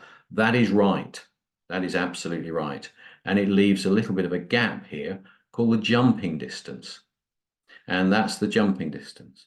Now, we can talk about that. I'll talk about that in a moment. But what you can see we've done here is this is one option. So we can either leave the implant alone and place a cover screw, allow the tissue to grow over it completely, or if you've raised a flap, to close that flap and to oppose the tissue. But in this case, what we've done is place what's called a healing abutment. And a healing abutment is an abutment which is like a metal collar. And it's a very boring design. It's a cylinder. It was designed by engineers. But the gum then, well, some gum, the gingiva heals around it to form a collar. There are techniques which we can talk about, maybe touch on a little bit later, about developing what's called an emergence profile. The emergence profile is, instead of having a round cylinder that goes straight up, you actually develop a convex type of cylinder shape to transition to a crown, which is much more natural and gives a nice appearance. That's not really for this program, but we can show things. As I said, the jumping distance is this gap. So if you'd like to have another another lecture or another course for about 3 months, we can talk about what to do with the jumping distance. And some people fill it with material, some people fill it with graft material. My belief is if it's 1.5 to 2 millimeters, leave it, because that will immediately form with a blood clot. And what I would like to see my implant surface touching is blood. If it's touching graft material, it's going to take longer, and it's not. So my view is don't do anything. The less you do is sometimes the better. We talk about the gingival biotype, and the gingival biotype is a marker. So we're probing here, and it's blanching the tissue a little bit, but you can't see the grey of the stainless steel very easily. It's a little bit there. Some tissues, you run your probe around there and you can see the probe. Thin biotypes are very difficult to work with in aesthetic zones. Be aware of that. You don't need to take the tooth out and put an implant to find that out. You can just run a perio probe around. So that's part of your early diagnosis phase before you're even thinking about placing an implant. Sometimes you can't just take the tooth out, because sometimes there is, when we look at it, a fenestration or dehiscence. What's the difference? Fenestration comes from fenetra, a window. There's a window in the bone. A dehiscence is a V-shaped groove which looks something like this. And you can see this has been pulled back, and my colleague and friend decided this needed a graft. So what he's done is he's placed an implant because of that bone defect, and he's placed a graft on top of it. We will not be doing this in the program. So we've talked a little about when to place, how to place, now where to place. So we place, as I said, these are endosseous implants, and they're designed to be placed just subcrestal, 1.5 to 2 millimeters, whether it's an edentulous site or an extraction socket. That's really good practice. But location, location, location. It's like buying a house. Positional failure. One of the best ways to learn where to place is to learn where not to place. So there's various studies, and some of these are a bit old now, but aesthetic failure is 10%, 3.7% unrestorable. That's a meta-analysis. So here we go. Here's one, and this is a disaster. So we're looking at replacement of a missing central incisor. And what we can see is this is a healing abutment, which is really bang up against the lateral incisor. So how on earth are we going to get a crown that's got an aesthetic emergence profile, a contact, anything that looks aesthetic at all? It's very, very, very difficult. Use common sense, and we can make some measurements. Measure, if you're not sure, measure the length with a perio probe mesiodistally from the crown tip of the central. Then apply the perio probe to the space and pick a point halfway. That's it. It's not rocket science. In terms of placement, palatal placement here is not too bad, I have to say.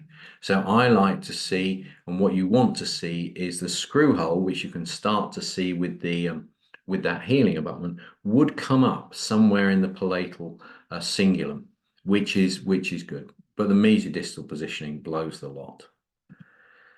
So we can see if you place the implant too shallow, there's also a problem. So this implant is not placed subcrestally, and as a result, it's a really bad performance. It just does not look good at all. If we look at this one, what on earth has gone on here? Well, this chap, I think, had a bridge, and I don't know quite how the bridge worked, because there was a distal slot, or no, mesial slot in the upper right central incisor, and he'd made an implant bridge. And the implant bridge was, I said in the last one, where I would like to see the screw access come up is in line with the cingulum of the adjacent teeth.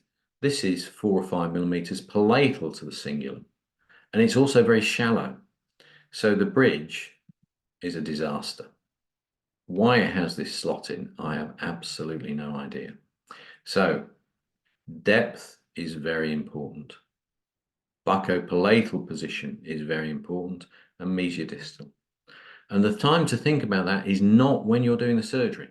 The time to think about that is when you're studying the bone around and in your radiographic presentation. So there we are. It didn't look, I mean, it doesn't look too bad there, but that's not an excuse. I mean, it's probably extremely uncomfortable for the patient. Stents and guides, we won't talk about very much, other than to say not everything has to be a CAD/CAM guide. And there are some very nice, simple guides I'll show you in a moment, which can help you as a reference. Implant depth. It's a real temptation and a real mistake that people make, especially if there's been lost bone buccally. They place the implant too deep. And as a result, the abutment has to be far too long. In there somewhere is an implant fixture, the implant screw, and an abutment. Well, we've kind of found it. Yeah, there we go. So that is too far buccal. Again, that's too far buccal. But just wait till we take out the healing abutment, which is 9 millimeters long. That's very difficult because it's not only difficult to prepare and make a crown, but aesthetically you will get recession. And the gingival margin on that crown, on the implant crown, will be at least 5 or 6 millimeters higher than that on the other crown. Fortunately, the patient has a lip line, but you raise the lip line and it's not a good solution. It's not a good solution. So this one is a little one, and again, the implant was probably a little bit too deep, and also maybe the crown has come loose. So you need to be careful. The ideal implant position is to develop a profile just subcrestal, ideal mesiodistal position, and we can see here. And the one on the right has developed what's called a custom emergence profile. So that actually represents, that looks like a root form where it transitions from the head of the implant to the base of the crown. And that's a nice position. A little bit high, but pretty good. And likewise. So we can see some very nice aesthetics if you plan it. And if you plan it, you don't have to be a genius to be able to achieve it. So just one or two little references relating to soft tissue appearance in the anterior part of the mouth. So this is Chantal Melaves and Dennis Tarnow. So if you imagine for the anterior front teeth, from the contact point to the tip of the bone, we're looking at 100% papilla fill.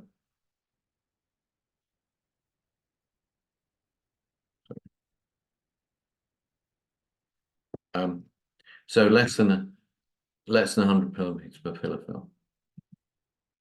The vertical distance from the crest of the bone to the height of the interproximal papilla between implants. So the first one was between, say, an implant replacing a central and a lateral, is 3.4 millimeters average. The most difficult situations are placing two anterior crowns aesthetically. So you've got to be very careful with your inter-implant distance, and you also got to be very careful about depth. And we can see an example here. And this is an implant, specific implant called Perfect. And what we can see perfectly is as the implant is restored, then we see a decrease in bone height.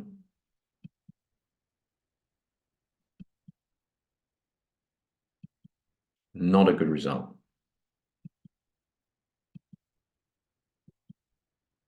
And we can see why. So basically, these two implants are probably too close together. And these are tissue level implants. So these are made by Straumann. And the problem here is they do not have a good emergence profile. In fact, there's no emergence profile.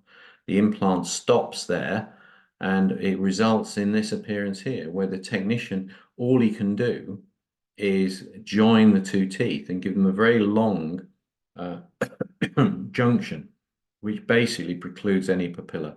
And it's a real shame.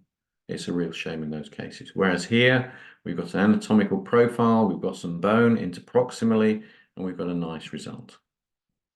Unlike this. And again, we talked about single implants. Don't forget multiple implants. Why on earth this dentist has placed two implants? I have no idea. And lower incisors are really, if you ever see lower incisor implants, they are tricky, they're narrow, but you can do them. Whatever you do, if there's more than one incisor missing, never place the implant for a bridge in the middle of the two incisors. Think about placing one on a cantilever. It works fantastically well. And why on earth did this dentist put a rest on here? I have no idea at all. Actually, this is the dentist and this is the surgeon, and they were talking about this on the way home, and they couldn't make up their mind, so they just decided to squeeze it in. Again, implants are close together. Don't do it. And there are some nice tools here. These are very simple. I call these crocodiles. And these actually you can put on the teeth with around the arch, and they give you the ideal spacing and positioning if you need a little bit of help. And there are some other gauges as well. So think about these if you want to use them. We move on, and we're going to talk a little bit about what size of implant. And my answer to that is what not size of implant. So what is important? So implants come in different diameters, ranging from about 3.2, so maybe 3, up to about 6 or 7, and they come in 7 to 20 millimeters long. So what influences your choice? Well, the thing that should influence your choice is stability. Can by using a longer or a wider implant, you improve the stability of that implant in bone and its ability to support and distribute the load of the bridge, crown, or prosthesis. Something to know is that bone is not the same. So if we talk about stiffness of bone, and we could talk about it in giganewtons, cortical bone is 10 times stiffer than trabecular bone. So when you're looking at your cone beam, which you now will appreciate is really handy, you can make a really good assessment as to how much bone you've got and where it is. In this case, we have a 7 millimeter to a 15 millimeter implant.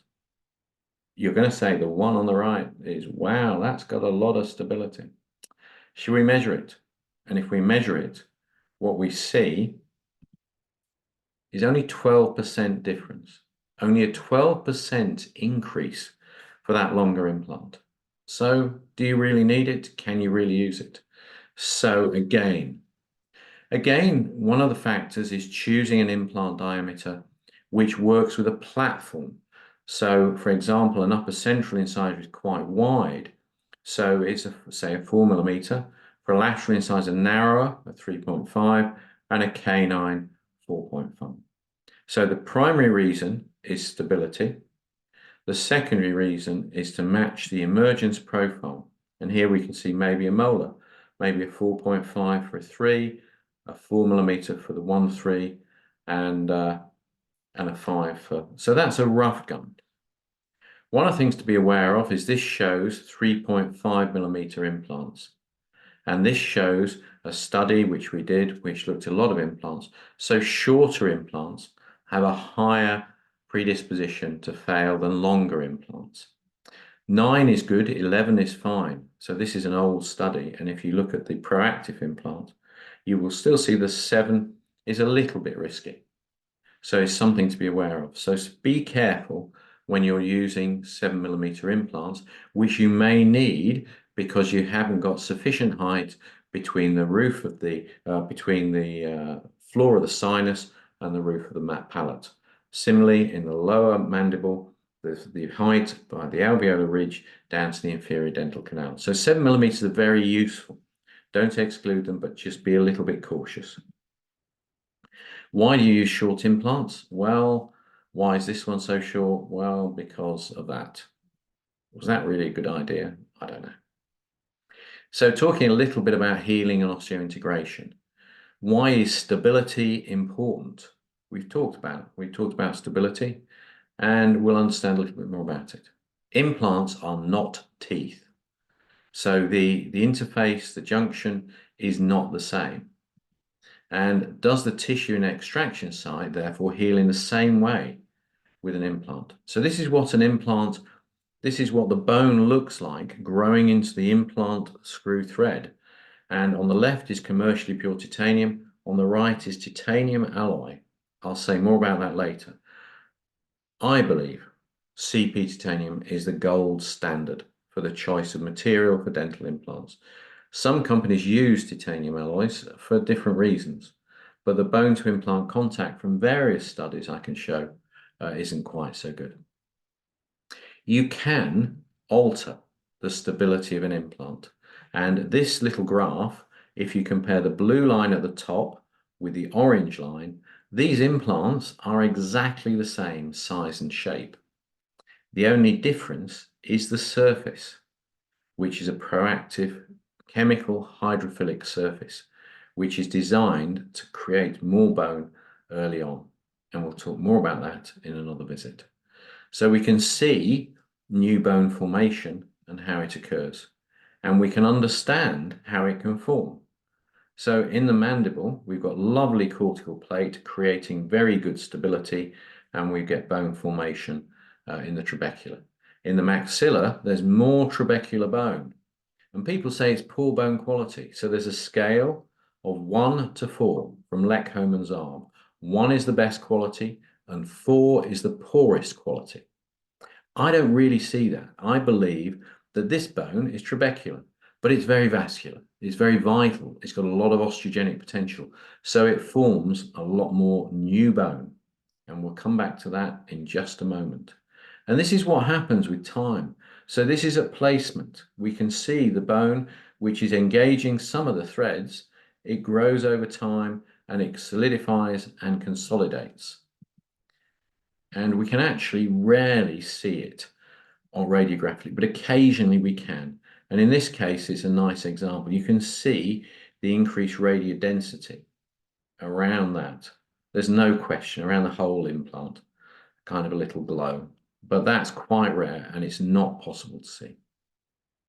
So healing and loading. We talk about stability, and we understand the bone to tissue interface and the soft tissue around the abutment. So implant stability is mechanical fixation.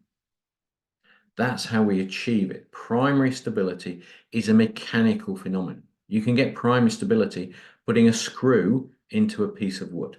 And this has a very high level of primary stability because it engages 2 very dense bone plates. What we want to do is to avoid micromotion. We want to avoid loading, intermittent loading, because intermittent loading prevents the biological response. It prevents bone formation and inhibits the osteoblasts doing their work. So in soft bone, we can see this, and in dense bone, we should see this.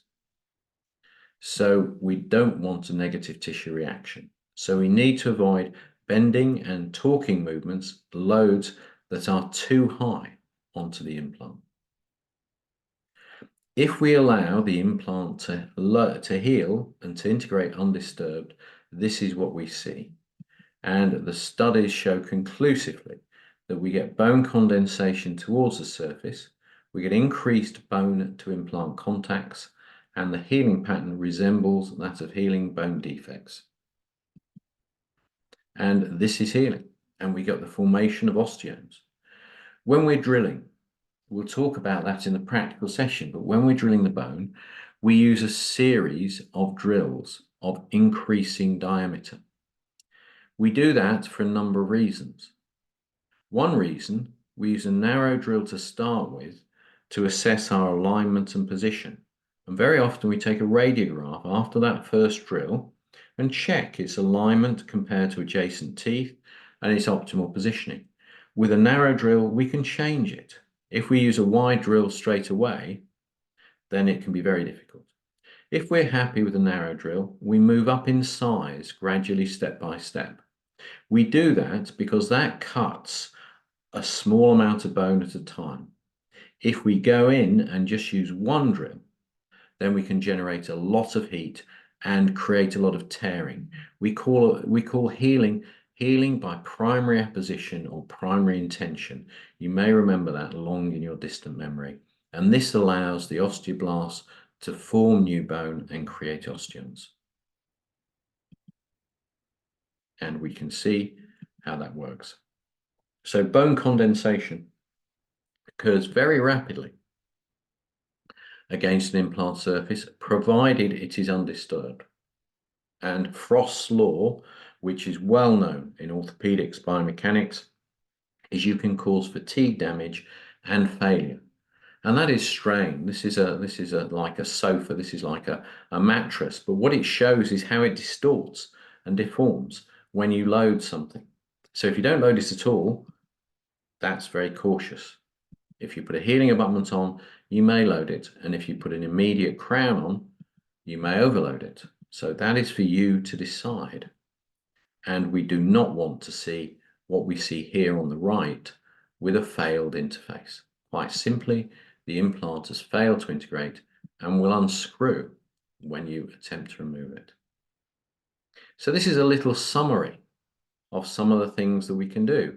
We can talk about tooth extraction, immediate replacement, 1 or 2 stage. We can talk about healing and remodeling. And we can talk about immediate loading. And let's have a little bit of a look at that. So this is a nice little summary chart which goes through the steps and how to achieve them in progressing from taking a tooth out to placing an implant. Now, these are a few suggestions. We're just coming to the end in a minute. There's just a couple more topics to talk about, but we're going to talk a little bit about low primary stability. If you have low stiffness, then bury the implant. It's called 2 stages. Put a cover screw on, close the tissue over it, allow the extraction site to cover it, and come back. That's the safest. If you have high loading, 2 stage, bury the implant at placement and cover screw. It goes without saying, if you have low primary stability and high loading, bury the implant. If you have a high primary stability, then you might want to think about placing an implant, but placing a healing abutment. As I showed, the benefit of placing a healing abutment is it avoids that second surgical stage where you have to make an incision and do what's called an abutment connection. It's a simple procedure, but it just avoids that step if you can do. And then we talk about low loading. If there's no load, again, think about a healing abutment. If there's high primary stability with low loading, particularly in an extraction site, you may want to think about placing an implant with a temporary restoration and what we call immediate loading. So this is a one stage. So we're placing the healing abutment straight away, and we're closing it over because there's no loading on that side. Make sure whenever you make a provisional, whether it's a denture or an EVRY or whatever in an aesthetic zone, it does not load your healing abutment. One of the nice things about the NEOS healing abutments is they're adjustable. They're made in PEEK, a very biocompatible polymer, so you can reduce them. You can actually adapt them so there's no chance, and you can adapt the denture as well.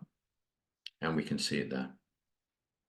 If you've got a super stable situation, you can place a healing abutment, or you may even want to think about a temporary crown. And that looks something like that. Personally, I quite like doing immediate provisionals in patients with fractured post-crowns. The reason is very often patients have been very cautious with their fractured post-crown. They've been very tender to bite on it. So you know they're going to treat your temporary with care.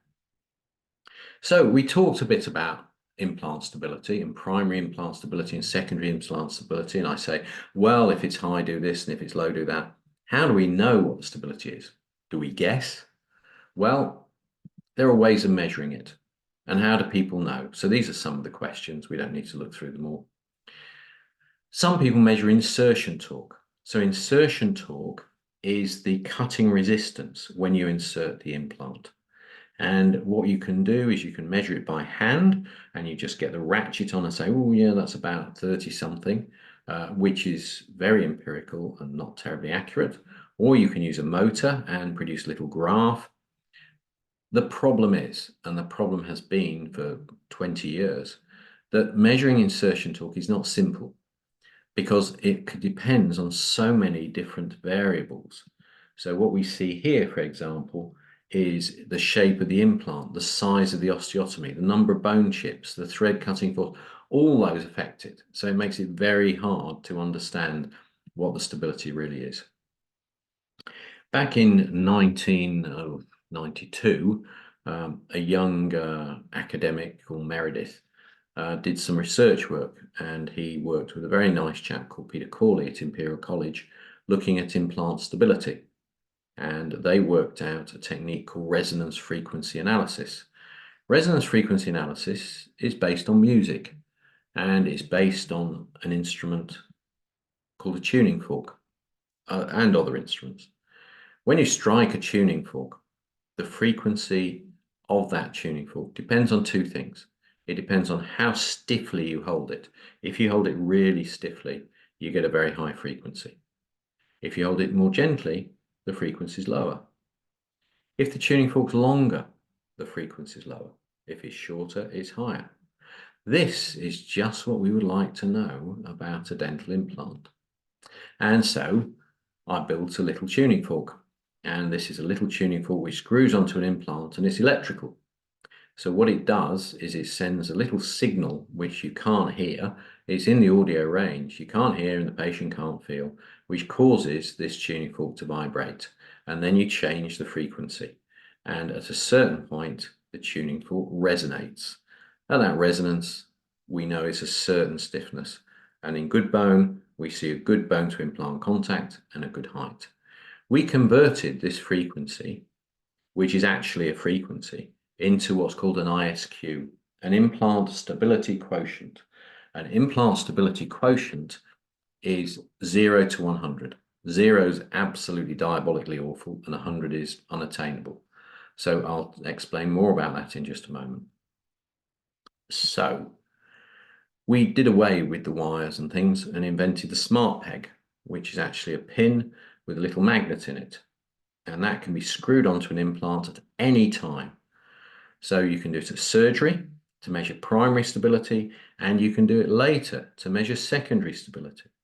Completely non-invasive. If you really wanted to, you could do it every day of the week. And we can see one here at the time of placement. Now, one of the things that's quite important is implant stability isn't the same in all directions. So if you look at that, it kind of makes common sense. If you bend the bone one way, then it's quite stiff. If you bend it the other way, it's not so stiff. And you can actually map that. So this technique can measure implant stability in all directions around an implant. That's especially useful where the bone's not the same, but for example, in an extraction site.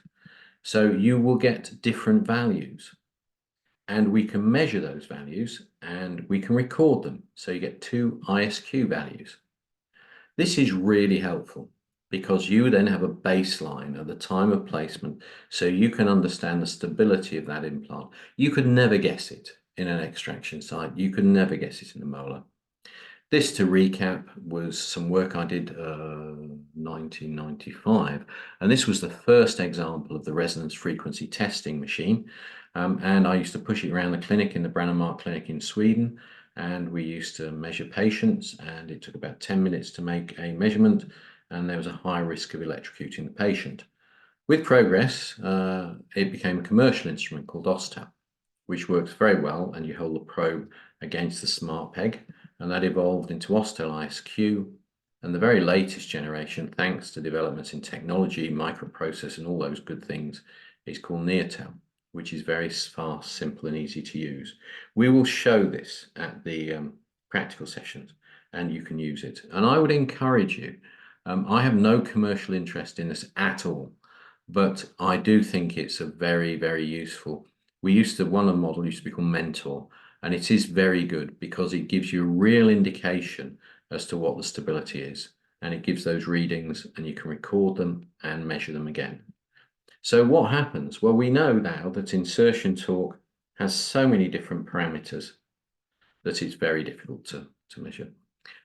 Implant stability quotient, easy, fast, and very repeatable, very predictable.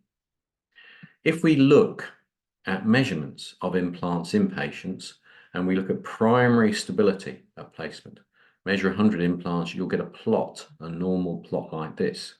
If you get a measurement in the region of 40 to 50, when you place your implant. That is pretty low. You can't tell by touching it or tapping it or doing anything with it. But if you're getting that sort of measurement, I would certainly decide to bury that implant and avoid loading. So that is low stability. If you're looking at 65, 70, pretty good. I would say first stage, healing abutment. And if it's 80, 85, you could consider, if everything else is favorable, a provisional crown. So that's how it can be used. We talked about primary stability, and the fun does not stop there, because if what this is represents many studies, so this is very typical. If we measure ISQ over a period of months post-implant placement, we see changes. And if we look in the maxilla, for example, in this study, bone quality 4 is very, very soft. Bone quality 3 is okay. And we see that irrespective of the primary stability of these implants, the second stability has increased.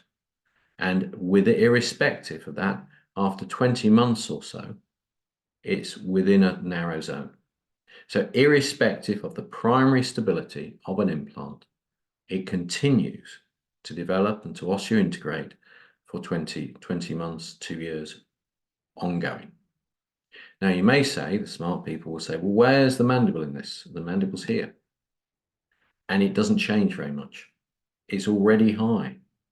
And so what are we seeing? How can we explain this change? Well, it's not bad. It continues to be there. The reason is there's more dense bone. This is the mandible. So these cortical plates are very stiff already. And when you place an implant in the mandible, then what happens is you don't get so much new bone formation. You get localized remodeling because the bone to implant contact is already high. In the maxilla, it's much lower. But as I said, I like it because of its vitality and its osteogenic potential. So you will see a greater rise. Just to finish, we're going to do some surgery in the next few weeks, and we're going to explain this in the clinical block. We're going to talk about flap techniques and how and when to raise a flap and some of the alternatives. So this is an example of placing a little implant close to the sinus, and you can see this, and who knows, you may place an implant like this yourself. So there we can see a range of implants placed by students on the PGIDS annual program, and we can see a very nice outcome there. Raising flaps isn't the only way to proceed, and this is a technique, and this is just a little tease at the end. It's not something which is commonly done, but this is a little bit called flapless surgery. When you raise a mucoperiosteal flap, you remove the blood supply to the underlying bone, and patients do feel a bit of discomfort with it. And also there is some resorption. So if you take an extraction socket where you've just taken a tooth out and you raise a flap, you will accelerate that bone loss around that bone. There's no question about it. This uses a little punch biopsy to gain access. So this is very neat. This isn't quite flapless, but it is a little bit like flapless. But you need to be super careful with this because you need to be 100% certain there is bone under here. And by raising a flap, you can tell.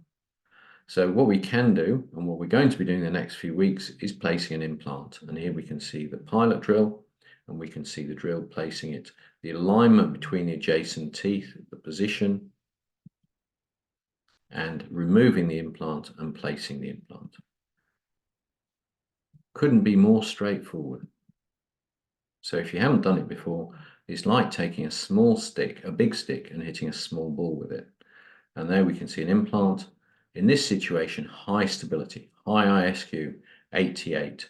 We can scan it, and we can then design a crown on an abutment which screws directly onto that site. Now the tease here is this site. Have a guess how long that healing abutment has been in. It's been in 2 weeks, and that's the tissue healing we've got in that situation.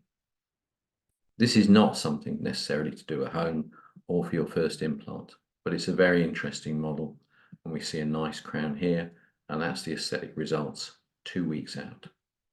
So homework for you is to try and download a copy of Blue Sky Bio. If you've got a problem, please send me an email. The reason I'm not very good with WhatsApp is because I can't type on my phone very well. So, and I haven't got WhatsApp on my computer, I don't think. So send me an email to neilmeredith@me.com. I'll be very happy to respond. So that would be great. Play around with it if you want. I'll send out a couple of DICOM files and also start to look for patients. And we'll explain in the on the 29th what sort of information, but I think you can work out that what we'd like to see is some of the information I've shared with you today in terms of record formats. Photographs would be nice. An intraoral scan and a cone beam is really very preferable if you can do it, because from that we can work together and we can build up quite a lot.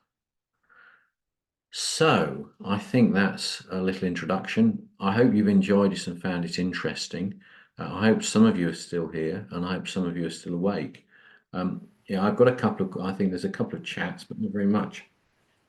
I've got to see. System messages. You mentioned about no grafting. Hello, Fred. I was just reading through the questions. Hey. Let me stop sharing. There we go. And I'll go. Do you want me to read through the questions? Would that be easier? Yeah, that's pretty easy. Yeah. Oh, there's only one or two, aren't there? I've only got one or two. There's Sojania. There's only one. No grafting required when immediate implant is placed and there is a bridging space. Could you please elaborate? I was concerned about empty space without any additional support. Will it cause more resorption or loss of vertical height of the socket? When an immediate... Oh, the bridging space, the jumping gap. Yeah, no. So a bit concerned about empty space without additional support. Oh, sorry, I used the wrong word. Yeah, jumping gap. Yeah. No, that's fine, Sir Jenny. So what I would say is that here, what we're looking at, this bone is, the bundle bone is not loaded. Sorry, the buccal plate is not loaded. So it's not, you won't see more resorption. So it's absolutely fine, really. Unless it's very big. If it's 3 or 4 millimeters, then yeah, put something in, but I wouldn't worry too much about it. The area of caution I would urge is particularly around canine teeth, upper canines. I think they're the most difficult teeth to take out and also sometimes the most difficult teeth to replace. So the buccal plate around an upper canine is wafer thin. It's wafer thin. So you're a superhero if you can take the tooth out without losing that buccal plate, but it will resorb. So in some cases I would say with upper canines, it's better to take the tooth out, maybe do a socket augment, maybe wait 8 weeks before placing an implant, just because it's an upper canine. Does that answer your question? Thank you. Okay, good. Yes, good. yes, thank you. Any other questions from anybody? No? Everybody happy? Absolutely. Oh, good. If you're happy, there's a little thing you can do. Let me show, what is it? Show chat. You can stick your thumb up or something. Oh yeah, in the chat. Anyway, but don't worry about that. So that's good. So please write to me, let me know. If you've enjoyed that this evening, that's fantastic. That's it's an introduction where we haven't focused too much on nuts and bolts, but we will talk more about that. And when you've got them in front of you, I think it'll make more sense and be more helpful. That'd be good. Thank you, Fred. Thank you, everybody. Thank you, Neil's team. All right. Thanks, Neil. Very nice to meet you. Thank you, Neil. Thank you. Bye-bye. Bye, everyone. Bye. Thank you, everyone. Thanks, Professor.